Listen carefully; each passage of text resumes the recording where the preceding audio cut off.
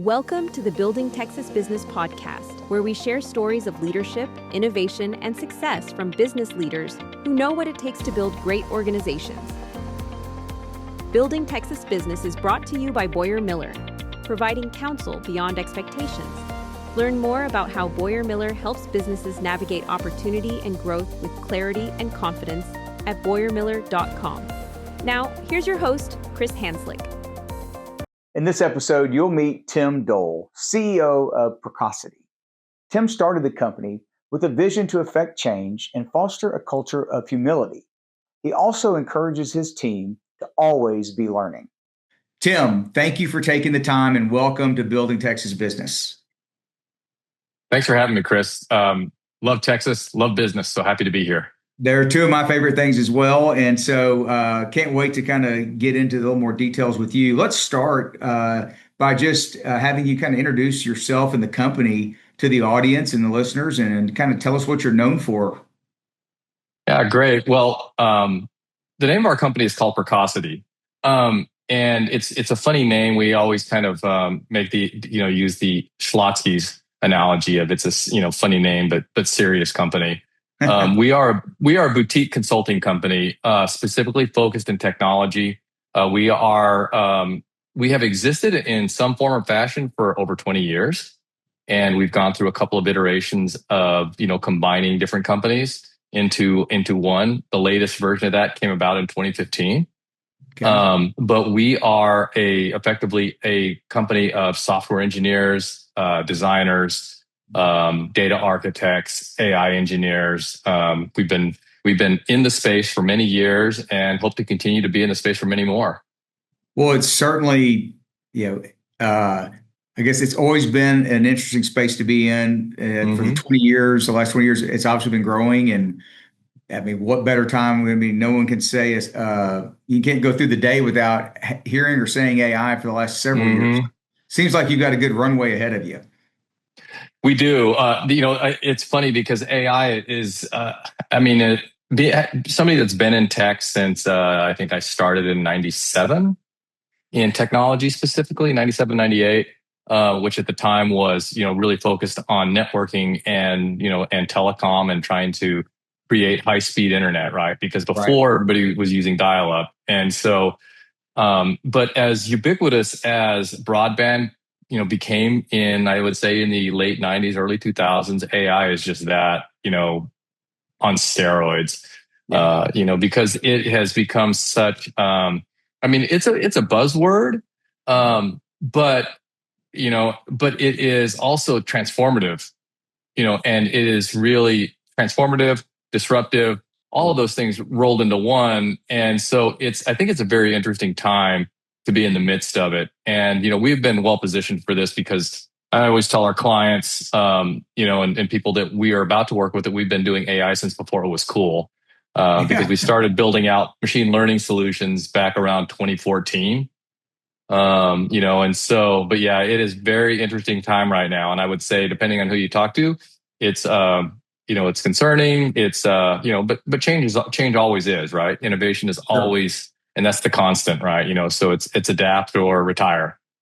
It's right. I mean, and that hasn't changed, especially around the concept and use of technology, right? I mean, it's continued to evolve probably for our lifetime, right? People were probably first scared of computers to begin with, and then laptops or whatever, and what's going to happen. But let me take you back. You said 20 years. What was it that kind of really was the impetus or spark for you to start the company and go along this journey as kind of a small business, I gotta assume at the time, and kind of spread your entrepreneurial wings? Yeah. What was a spark for me was can I speak really bluntly about this? Sure. was large corporation bureaucracy. Yeah. I was not really a big fan of that, right? And I worked with amazing people. I came out of a company called Efficient Networks, which built and deployed the very first DSL modem, which was a really cool thing to be a part of at the time, right? And then it was, the company was acquired by a large company, and and for me, it was really about, I really want to be able to, to be able to have vision and affect change. Yeah. Right. And, and so large companies are great, right? We deal with large companies, and that's why, the question is how blunt can I be about that? But there are different types of people and personality types for different types of settings. Right. And so for me personally, it was really about having a vision to be able to do cool things, right? And not really be, have to be hamstrung by, a lot of, decision gates and committees and stuff like that. And there's definitely values, right? Large organizations, bring budgets, bring scale, and all those things that are great, right? And a lot of times, the entrepreneurs, right, or the people that start things are not necessarily the ones that scale them to be the multi-billion-dollar things, right? And they can be, right? But I think it's really just kind of an internal wiring thing for me. Well, if it gives you any comfort, you're certainly not the first entrepreneur that I've heard, not including guests on this podcast, but within our client base at the firm. I mean, I think so many people have said, I got frustrated with the corporate bureaucracy or whatever, felt constrained, and went and did this thing, and maybe had an idea about that thing before they left. And I also think our economy needs both. There's big companies have their pluses and minuses. I think you're right. They can take some emerging technology and help scale it. It seems to me I've seen a lot of stories like yours where someone's frustrated, they leave, and then they create some really cool stuff, and then the big company comes in and might acquire it to then grow it even bigger. But I do think it's a very not an unusual story anyway. So kudos to you for having the courage to do it, because I'm sure it wasn't easy, in those early days. No, I mean, it certainly wasn't. But, I think that at the time, I didn't really know what I was doing. And so, it's kind of like I felt every other day like I stepped on a rake. Right. Yeah. It was a step that I ended up hitting myself in the face. But, it allowed me to really grow, I think, because, I think the definition of success is really key, right? How do you define success, right? Right. And, financial success is a metric. But I think, for a lot of people, they define success very differently. And for me, success has really always been about really always being able to learn and grow. And, and technology is really perfect for that, because if you're not constantly learning, it's like we have a very non-grammatical term in our company. It's ABL, always be learning, right? Yep. Because it's not, that's obviously not that's not grammatically correct. But the sentiment is that, especially in technology, there's no time to sit around and just say, well, this is what I've been doing and this is the way we're going to keep doing it, right? It's always advancing, right? And and so just by virtue of that, it feeds a lot of the internal wiring that I have as far as wanting to continually be trying new things. Yeah. When you think about kind of those early days starting out, what were some of the things you kind of look back on and go, man, can't believe I did that or made that decision, and thank God we overcame it or learned from it? Some of the kind of lessons, in those kind of trial and error days that you could share? Yeah. One of the big ones was having good contracts. A lot of times, especially when you're starting out, you're hungry and you'll agree to anything.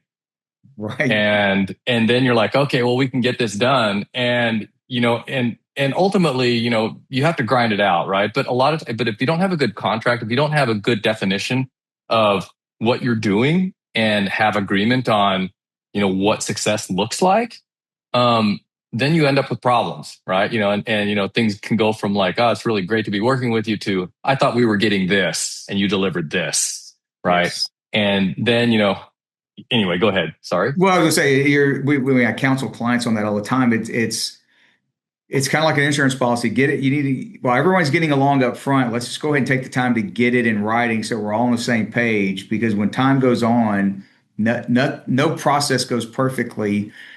And especially the person paying for delivery of a product, if it's not coming on time, there's going to be frustrations, right? And I've just dealt with something recently, and the contract they didn't take the time to do it right. It was very vague. It's left open for a lot of interpretation. And it's going to cost a lot of money to work through that, where, a small investment up front can save like 10x on the back end.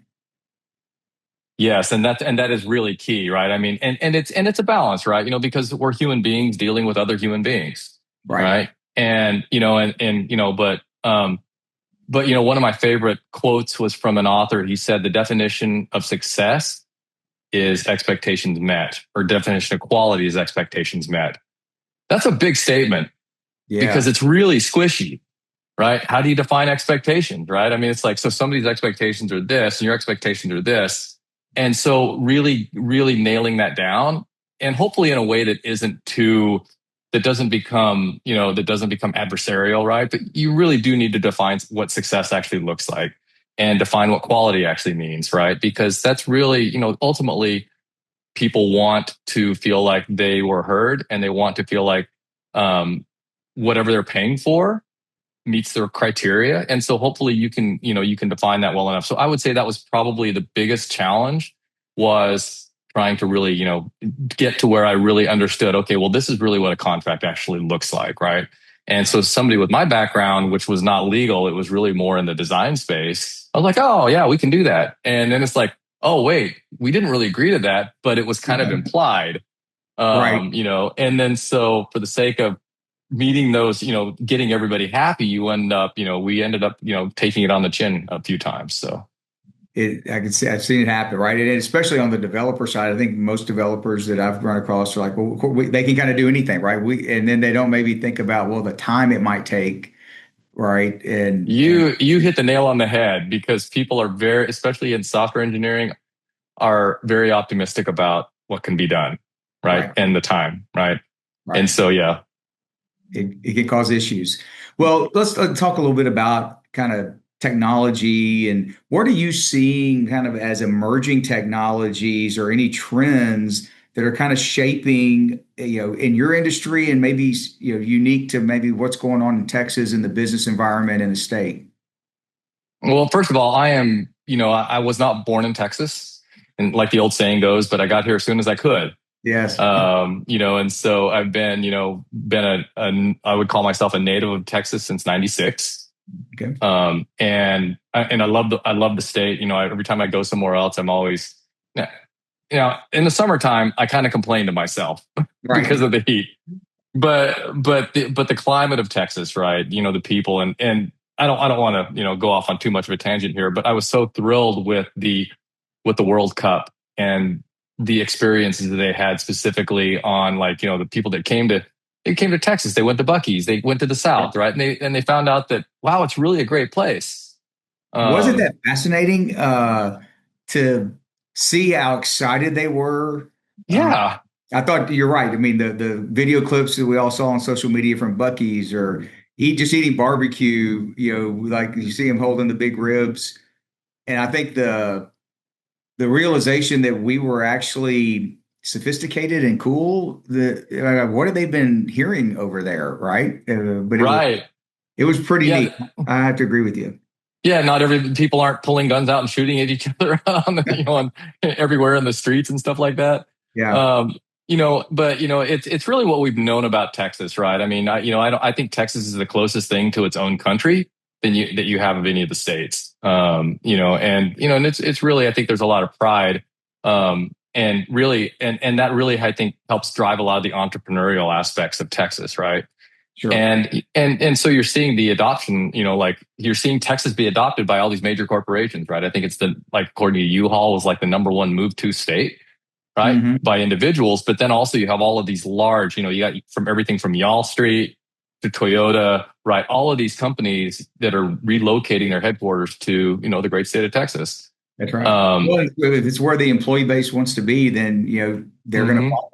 And I think it's probably a little bit of a chicken and an egg, because the state's making it friendly business environment. So the companies are wanting to do that, low cost of living for the employees. So it benefits kind of both organization and individual. Yeah, absolutely. I think the one of the things that makes Texas so special, I think, obviously the most important thing is the people and the culture. And so, But your original question was around technology and kind of. Yeah, kind of what do you see? I mean, obviously AI, but I mean, from 50,000 feet, but what are some things that are maybe emerging or some trends that you're seeing that are going to impact businesses going forward? Yeah, I think I think it's actually a very profound question right now. And I think that you'll be able to relate to this as well because a lot of people in our industries, right, in the labor arbitrage industry, right, attorneys kind of function in that, right? A lot of and anybody in the professional services industries all kind of function in kind of this time and materials labor arbitrage model. Right. And AI has really is going to be changing that, right? It's like corporate. I think the Wall Street Journal 2 weeks ago they put out a really interesting article about. I think they were specifically focused on the labor arbitrage model, but they were using like the Big Four as kind of their proof point, which was all of these companies that have been effectively consulting with people times hours, equals the business, right?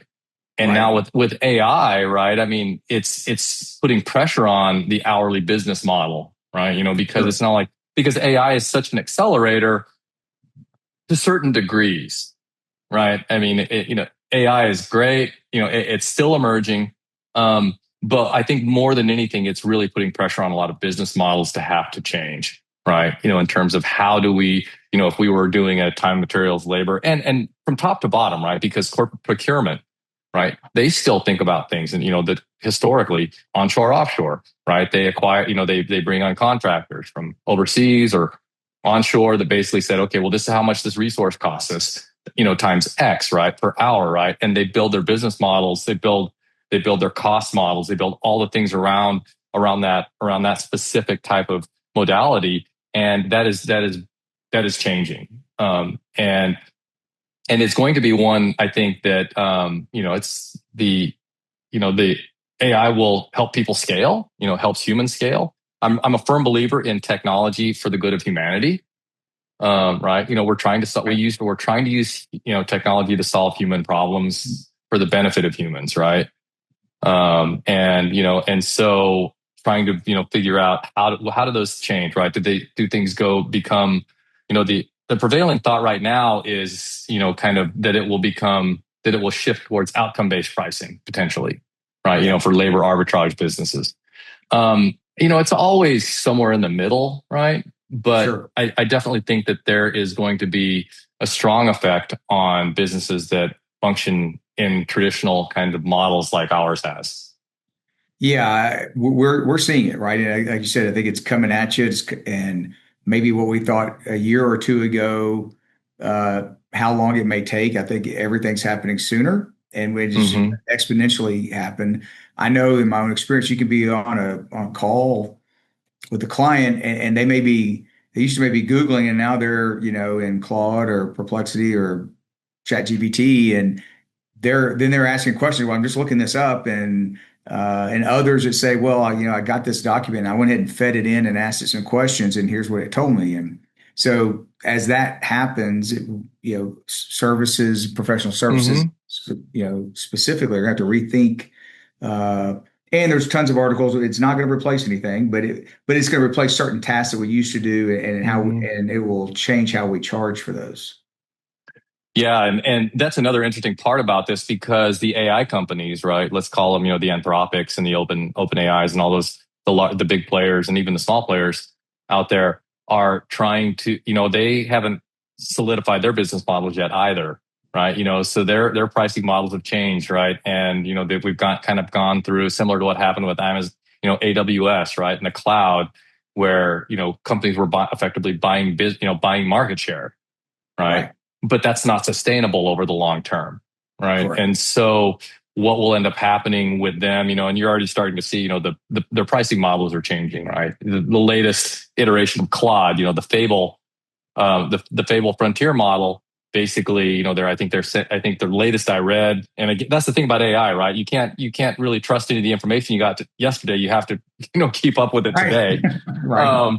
that is no longer going to be part of their licensing package, right? You're going to be paying, per token, right? And so, there are a lot of, I think a lot of economics and things that are going to be coming to a head and kind of start grind it out to be able to figure out, how are they going to make money? And then how are we going to utilize tooling that effectively helps people become, have, a greater scale, individual scale. And whether it's through, agentic development or agentic workers, right? Which is basically a digital worker.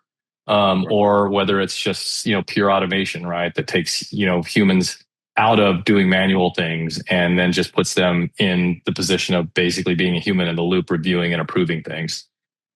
Yeah, I think that pricing model you mentioned is important because I've heard people say, it started off right, it was kind of available to everyone, and now all of a sudden they get you hooked, and now it's there's a charge, and then it's a little more of a charge, and someone the other day I was talking to said, I mean, no different than Netflix, right? Netflix used to be cost nothing, and now they've kind of got you in, and there's price increases, all the time.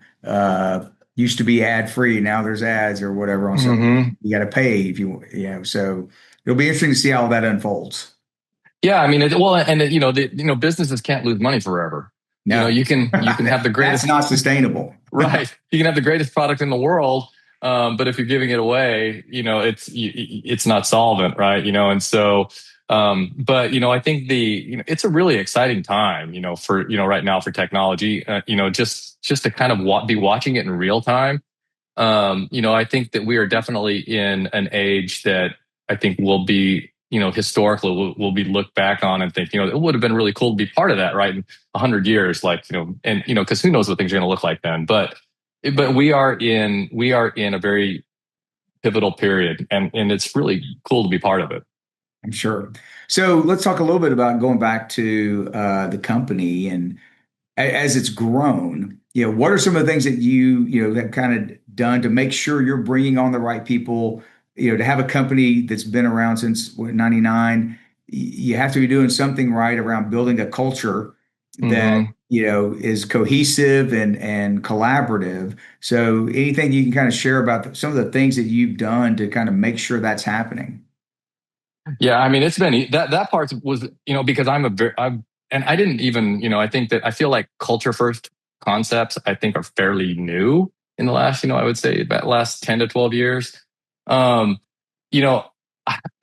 of what I would call success around building anything has come because I realized where my shortcomings were. And so I've always really felt that find the best people that you can find, right? And we internally we have what we call 3 C's. We hire for character, capability, culture, and then capability. Capabilities last, because character's first, right? You have to be able to trust the people that you're working with, right?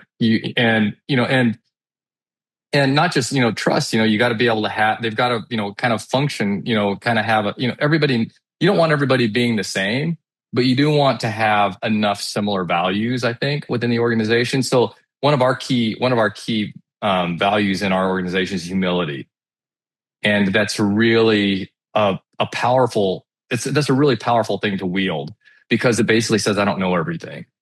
Right. And so, but yeah, we have specifically hired for character, and then culture, to see what kind of a culture fit are they, and then their capability, and I say capabilities last. It's important, but capabilities can be taught. I was going to say, right. The first 2, hard to teach. Yes. You have them if you don't, but that third one, you expect people to be capable, but they may not be at the level you want, but you can always train them up if they have the other 2. Exactly. And all of our people, all of our key people internally have risen through the ranks. And so we have been very fortunate. I think our average tenure in our company is probably 9 to 10 years. And, some of these guys have worked with for coming on 20 years, and so, but that's really been, I think and so for me personally, knowing where I'm not strong and then trying to hire, or not just hire, partner with people around me that are strong in the areas that I know that I'm, that I will never going to be good there. And, right. and recognizing that, because, they say, if you work on your weaknesses all the time, you're going to be terrible at everything. Right. So focus on your That's strengths. something that's lost a lot, I think, Tim, because there's this whole concept, right? Because you think about personnel reviews or whatever, and you focus on weakness and how you're going to make the weakness stronger. And what doesn't get the attention is the strengths. Mm-hmm. And your average to good employees, their strengths are usually so good that if they just focus on that, you can, if they have the character and the culture part, then their weaknesses really aren't that inhibiting to the growth of the company, right? Exactly. They're the best analogy, and I forget the book I read it in, but they use, going back to the World Cup, they use Lionel Messi. He's left-footed. It's his strength. That if his coach early on had made him spend time learning to use his right foot, he probably would never been the player he is now. Mm-hmm. And everyone knows he's going to use his left foot, and they still can't stop him. Yeah, and that's a great point, because it's like, if you focus on your weaknesses, you're not going to be great at anything. But if you recognize the greatness in other people around you, right, and then let them shine, and it's really just servant leadership, right? I mean, it's like, I think, our internal view on leadership is the higher you go, the lower you go. Interesting. Yeah. Right. You're going to go lower, right? I mean, you have to serve in different ways, right? We're a very flat organization. We're not top down. Anybody and everybody in the organization is free to disagree with me without feeling like there's going to be a consequence if they disagree with me, right? It's like, there's no reciprocity for having a different opinion. And so when you really try to focus on that and try to not be, try to really be a servant leader, then it really does on its own just kind of foster, people, because ultimately people want it. I mean, you spend more time with people you work with than you do your own family. Right. Right. So you want those relationships to be healthy. And, what we talk about is you're actually in a relationship with the people at work, right? Mm-hmm. We weren't taught to think that way, but it's true. And there's multiple dimensions to that relationship, but especially at least Monday to Friday, that's where you're spending most of your time and who you're with. I think when we can adopt that mindset, then in the workplace we can give more grace to our coworkers, and than we maybe would if we didn't think of them as someone we're in a relationship with. Yep. Yeah. I mean, it's simple, right? It's the golden rule, right? Treat people the way you want to be treated. And it doesn't matter what your title is, right? If you're going to do that, I mean, I have the most respect for people that don't treat the janitor any differently than they treat the CEO. And so, I mean, how can you serve, right? I mean, ultimately, if you rise through the ranks, right, through any organization, and you see people as a tool, your relationships are going to be at that level, right? So we've really tried to be very relationally focused in our organization. And I think to that point, we just don't have a lot of churn because of it. That's great. So you mentioned earlier the ABL, always be learning. What are some of the things you do to kind of foster that mentality? And for me, I mean, that kind of sounds like, you are encouraging innovation all the time. Mm-hmm. So what does that look like inside the company? Yeah, that's a great question. So since we're all technologists, we're all also nerds. And, and I say it's like, our Slack channel is hilarious. Because it's like a bunch of guys that love Star Wars, right? They love Marvel, right? They love, they love all of these really, kind of like, pop culture-y things, right? Yeah. And so we actually have internally a what we call the Jedi Tech Council. Okay. And so, similar like in Star Wars, right? The Jedi Council, but what it is really a platform and a forum for all of our people to come together and present what they're doing on a consistent basis, right? So we'll have like maybe one of our data engineers or our AI engineers present, and we do this biweekly, and we set an hour, and somebody or multiple people will present exactly what they're doing, some of the things they've been trying, what they've been doing for clients, right? Successes, failures, all those things, right? It's not intended to be, a moment to pound the chest as much as it is to say, hey, here's what I'm doing. And it also opens dialogue, because the best things happen in conversations, right? Right. Mandates, edicts, talking down, talking one to many. Conversations are always better. And it creates those, it creates those lanes of conversation. Right? Absolutely. And because that makes so much sense to me. Like someone they get in the weeds and they're doing something great, but they may not see something that one of the other engineers is just like plain as day, and it solves the problem or whatever. Bingo. That's really astute. That's exactly what ends up happening. And because we foster such a culture of humility, people don't get butthurt when somebody says, "Hey, did you think about doing this?" Right? Because it's not a moment of grandstanding; it's a moment of sharing. So we use the Jedi Tech Council to really kind of do that, and it doesn't matter, that let's call quote unquote lowest level, right, to highest level. Everybody presents, everybody talks, and everybody gets an opportunity to provide feedback. I love that, and I love that the name that keeps it. That helps keep it at that level, right? This isn't. Mm-hmm. I mean, it's serious, but it's not serious. We're not going to take ourselves so seriously that we can't just go in and be collegial and collaborative. Exactly. And again, it comes back to relationships. You want to like the people that you work with. Yeah. Right. For sure. So what about, headwinds? What are you seeing that you kind of are viewing as you're kind of moving and seeing it, looking into the future as kind of some headwinds or challenges that your industry or your company is going to be facing? Yeah, I think I touched on it earlier. It's having to pivot our entire business model away from largely bulk of what we do is time and material.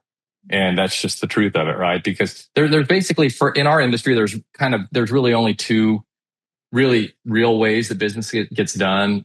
It's either time and materials or it's project based, right? Yeah. And so the challenge with project based is you have to factor in risk. Right. Which basically inflates the cost, right?